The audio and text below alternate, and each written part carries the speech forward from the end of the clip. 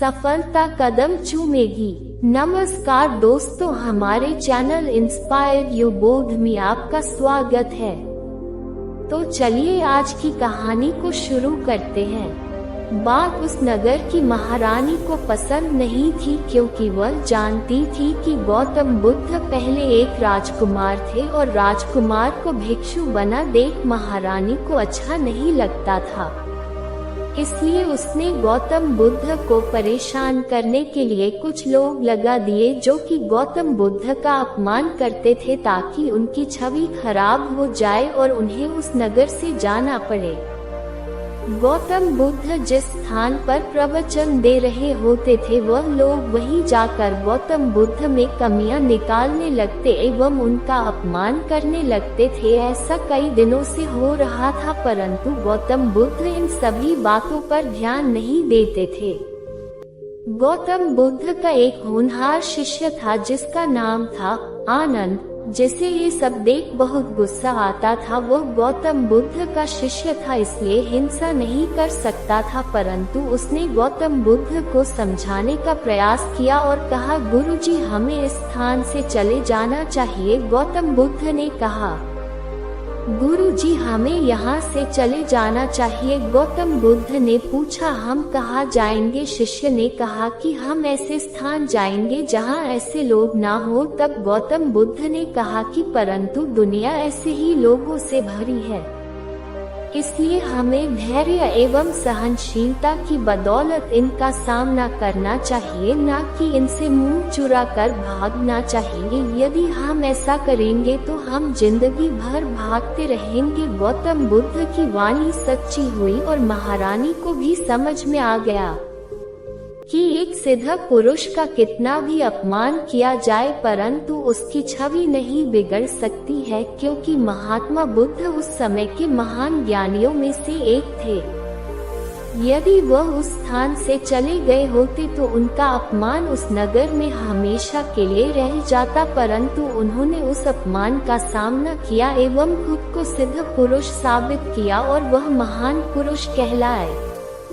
इस कहानी से हमें ये सीख मिलती है कि हमें जीवन की समस्याओं का डटकर सामना करना चाहिए। यदि हम मुसीबत से डर कर भागेंगे तो वह मुसीबत सदा हमारे पीछे पड़ी रहेगी, जिस कारण हमें आदत हो जाएगी जीवन भर मुसीबत से भागने की। इसलिए मुसीबत का डटकर सामना करें।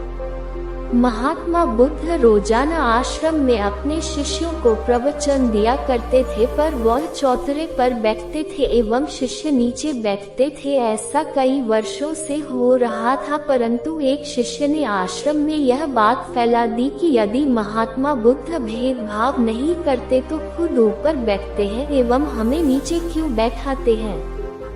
महात्मा बुद्ध का एक श्रेष्ठ शिष्य था जिसका नाम आनंद था। जब उसने इस विषय पर आश्रम में बातें सुनी तो उसने इस बात का जवाब महात्मा बुद्ध से पूछना जरूरी समझा। वह महात्मा बुद्ध के पास गया और उनसे पूछा कि गुरुजी आप प्रवचन देते समय चौतरे पर बैठते हैं एवं हम नीचे बैठे हैं, इसका क्या कारण है? कुछ शिष्यों को नीचे बैठना अपमानजनक लग रहा है, क्योंकि आप ऊपर बैठते हैं। ये सुन महात्मा बुद्ध बहुत हैरान हुए। तब महात्मा बुद्ध आनंद को लेकर सभी शिष्यों के पास गए और उन्हें इकट्ठा किया।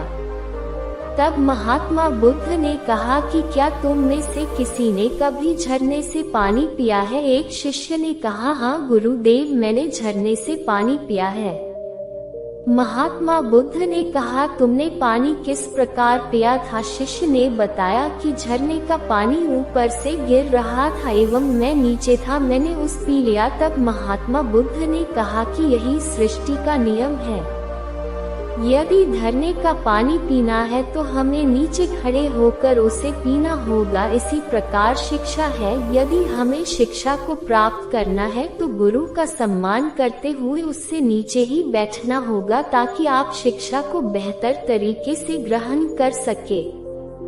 यदि गुरु शिष्यों में शामिल हो जाए तो वह अपनी शिक्षा को बेहतर तरीके से प्रस्तुत नहीं कर पाएगा एवं नीचे बैठने से हम शिक्षा को बेहतर तरीके से ग्रहण कर सकते हैं एवं घमंड जो कि प्रत्येक व्यक्ति में होता है उससे भी मुक्ति पा सकते हैं। तब सभी शिष्यों को एहसास हुआ कि वह महात्मा बुद्ध के शिष्य हैं, परंतु उनके मन में घमंड आ गया था जो वह अपने गुरु की बराबरी करने की सोच रहे थे। सभी ने महात्मा बुद्ध से क्षमा मांगी। महात्मा बुद्ध महान व्यक्ति थे, उन्होंने सभी को माफ कर दिया। अगर वीडियो अच्छी लगी हो तो लाइक और सब्सक्राइब करें, साथ ही साथ हमें कमेंट में जरूर बताएं कैसी लगी वीडियो। धन्यवाद।